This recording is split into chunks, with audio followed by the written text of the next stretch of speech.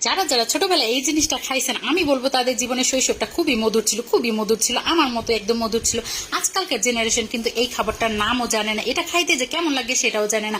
আগেকার দিনের কথা মনে পড়লে এখনো মনে পড়ে যে গ্রামের আশেপাশে পাড়া মহল্লা বাড়ির আশেপাশে প্রতিদিন দুই একজন ভাঙ্গারিয়ালারা নিয়ে আসতো এগুলা, আর বলতে এই কটকুটি নিবেন কটকুটি নিবেন।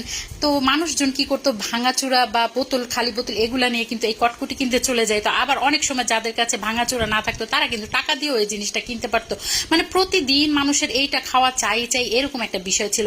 কিন্তু আজকালকার ছেলেপেলেরা কিন্তু এটা আর দেখতে পারে না। তো ভাবলাম এটা আজকে আমার ছেলেপেলেদের সাথে পরিচয় করাই দিই। তো যেই ভাবা সেই কাজ। তো আরেকটা কথা হলো, যারা যারা এই জিনিসটার সাথে পরিচিত, মানে জীবনে এটা কখনো খেয়েছেন, তারা কিন্তু অবশ্যই কমেন্ট করে জানাবেন। তা আমিও বুঝবো যে তাদের শৈশবটা কিন্তু আমার মতো এরকম মধুর ছিল।